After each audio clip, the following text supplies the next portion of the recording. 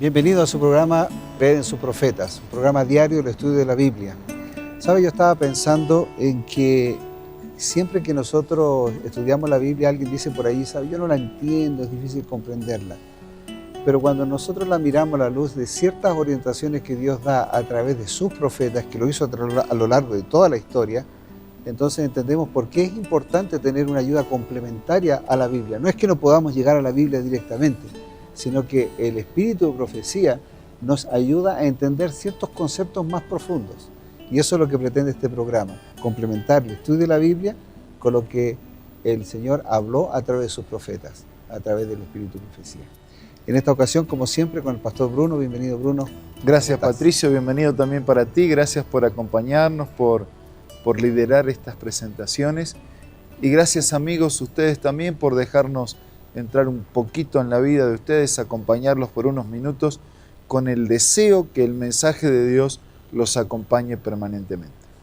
Bueno, hoy día vamos a estudiar Ageo, capítulo 1. Vamos a iniciar este corto, digamos, libro profético, que tiene muy pocos versículos. Vamos a leer el versículo 1 y 2. Palabra de Jehová que vino a Ageo en el año segundo del rey Darío, en el mes sexto. En el primer día del mes vino palabra de Jehová por medio del profeta Ageo a Zorobabel, hijo de Salatiel, gobernador de Judá, y a Josué, hijo de Josadac, sumo sacerdote, diciendo: Así ha hablado Jehová de los ejércitos, diciendo: Este pueblo dice, no ha llegado aún el tiempo de la casa de Jehová sea reedificada. No ha llegado el tiempo. ¿Qué tiempo? ¿Qué significa para Dios las excusas que nosotros proponemos a veces para hacer los planes de Dios? Todavía no viene el tiempo, pero ponemos excusas para no hacer lo que Dios dice que hay que hacer. Elena de White, en el Comentario Bíblico Adventista, tomo 4, página 1196, 1197, habla de este tema, que sí es relevante porque los seres humanos somos expertos en engañarnos a nosotros mismos, pretendiendo justificar con excusas lo que no puede ser justificado. Fíjate cómo lo dice Elena de White. La expresión "este pueblo dice" es significativa. Los israelitas no habían demostrado buena voluntad en la hora de su oportunidad. Se espera pronto obediencia de parte de aquellos a quienes el Señor elige y guía. Las súplicas en busca de una dilación son una deshonra para Dios. Y sin embargo, los que prefieren proceder a su antojo con frecuencia inventan excusas artificiosas de justificación propia. Por eso los israelitas declararon que habían comenzado a reedificar, pero que no habían concluido su obra debido a los estorbos ideados por sus enemigos. Razonaban que esos estorbos eran una indicación de que no era el tiempo adecuado para reedificar. Declaraban que el Señor había interpuesto dificultades para reprobar su ardiente apresuramiento. Por eso, en un mensaje mediante su profeta, Dios no se refiere a ellos como mi pueblo, sino como a este pueblo. Este pueblo pensaba que podía usar como excusa el hecho de que los enemigos y las adversidades de enfrentar al enemigo era un motivo para ellos dilatarse, o que de alguna manera Dios estaba dando un aviso que era mejor no reedificar. O sea, no hay lugar para las excusas que pretenden desoír el mensaje de Dios, dejar a un lado su palabra, su voluntad o cumplir su mandato. Nosotros no tenemos cómo justificarnos delante de Dios, no hay justificativo, es excusa y la excusa nunca sirve. Ahora, evidentemente que cuando nosotros consideramos los llamados de Dios a avanzar, ¿no? Especialmente lo que significa la construcción de templos, de iglesias, para que las personas tengan la opción de ir a albergarse o a conocer a Dios. Muchas veces nos decimos, bueno, no es el tiempo, no está el dinero, no están los recursos, y de alguna manera justificamos el hecho de que no es el momento para construir, para hacer, porque ya el Señor viene pronto, ¿para qué apurarse tanto, hacer tantas cosas cuando ya el tiempo es tan inminente, ¿no? Sí, bueno, nosotros deberíamos vivir como que Jesús va a venir hoy, pero al mismo tiempo tenemos que seguir viviendo como si Jesús no vendría en 1000 años.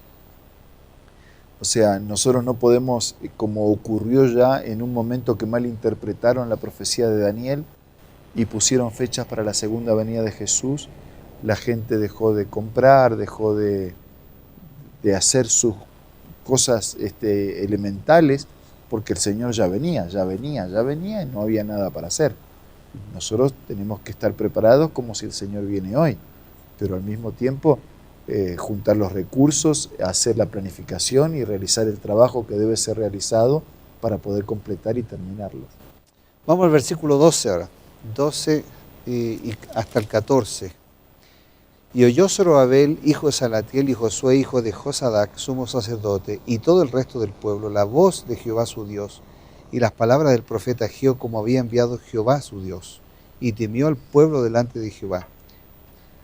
Entonces Ageo, enviado de Jehová, habló por mandato de Jehová al pueblo, diciendo: yo estoy con vosotros, dice Jehová.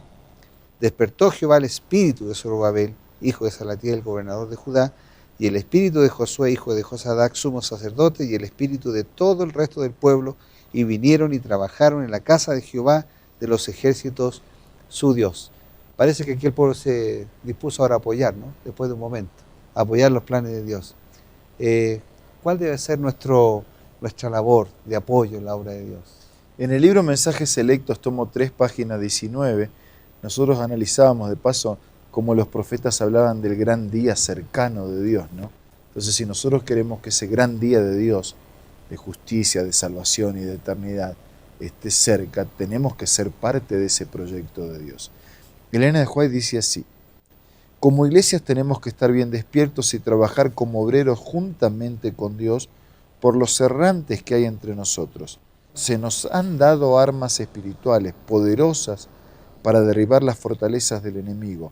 No debemos lanzar rayos contra la iglesia militante de Cristo, porque Satanás está haciendo todo lo posible en esta línea, y vosotros, los que pretendéis ser el pueblo remanente de Dios, mejor sería que no os encontrarais ayudando al enemigo, denunciando, acusando y condenando.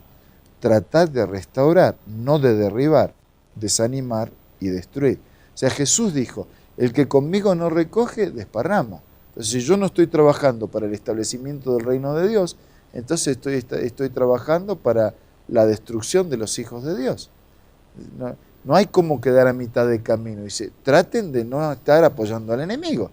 Y apoyamos al enemigo cuando no apoyamos a Dios. Me imagino que el problema de justamente el arma de Satanás es la falta de unidad de la iglesia, que son los problemas más comunes hoy en día, ¿cierto? Las iglesias que están desunidas, o dentro del mismo seno de la iglesia, elementos que nos dividen y que debiéramos estar trabajando todos juntos en un mismo concepto, y no peleando en las cosas o discutiendo, ¿no? Por no decir la palabra pelear. El enemigo trabaja mucho con los grises, porque te puede tentar mucho más con los grises que con algo que es muy, muy abierto, muy contundente, que no estarías apoyando, ¿no? Un error. Pero en los grises, en esa indolencia, en ese quedarse a mitad de camino, en ese diluirnos con las cosas insignificantes, nos aparta del eje, del foco, de la urgencia. Entonces, cada cosa que te aparte del eje, del foco y de la urgencia, estás trabajando para el enemigo. Porque en el contexto aquí parece que se estaban aquí denunciando, acusando, condenando unos a otros, en lugar de estar trabajando en unidad, ¿no?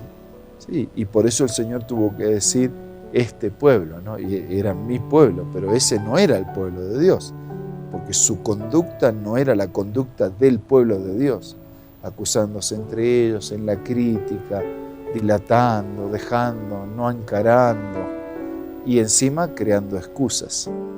Bueno, vamos a hacer una pequeña pausa para continuar en Cree en su Profeta. No se vaya, ya volvemos.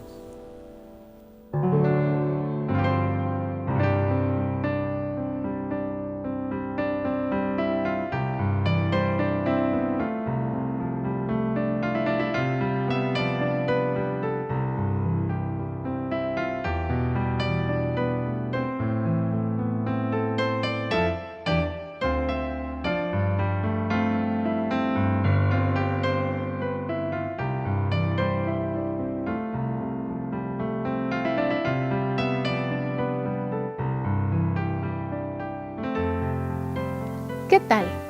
¿Me acompañas en otra lectura inspiradora? Padres y madres, tenéis una obra solemne que realizar. La salvación eterna de vuestros hijos depende de vuestra conducta. ¿Cómo educaréis con éxito a vuestros hijos? No reprendiéndolos, porque no hará ningún bien. Hablad a vuestros hijos como si tuvierais confianza en su inteligencia. Tratadlos con bondad, ternura y amor. Decidles lo que Dios espera que hagan. Decidles que Dios desea que se eduquen y se preparen para ser obreros con Él. Cuando hagáis vuestra parte, podéis confiar que el Señor hará su parte. Esta cita la puedes encontrar en el libro Conducción del Niño y también puedes descargarlo del aplicativo del App Store o del Play Store buscando Elena G. de White. También puedes hacerlo visitando la página www.editorialaces.com.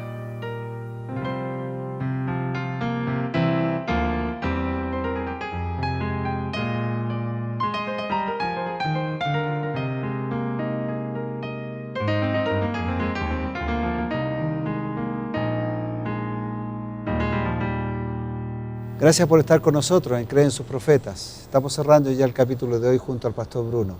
Por favor, el resumen. Gracias, Patricio. No, solo para decir que hoy tenemos una oportunidad y que la oportunidad tenemos que aprovecharla para sumarnos de parte de Dios, de su voluntad, de su proyecto de vida y de su misión para cada hijo suyo. Que podamos hoy tener una vida efectiva, un cristianismo práctico y una experiencia comprometida con Dios y con nuestro prójimo. Ahora vamos a orar. Gracias, Señor, por tu amor. Ayúdanos a amarte a ti por sobre todas las cosas y amar a nuestro prójimo como a nosotros mismos. Ayúdanos a vivir en unidad un cristianismo práctico, fiel, que refleje tu voluntad, que apresure tu regreso y que contribuya a establecer definitivamente tu reino. Te lo pedimos, te lo agradecemos en el nombre de Jesús. Amén. Amén. Muchas gracias por estar con nosotros en su programa Cree en sus Profetas. Esperamos haber sido de utilidad para que usted comprenda mejor la palabra de Dios. Hasta una próxima ocasión. Adiós.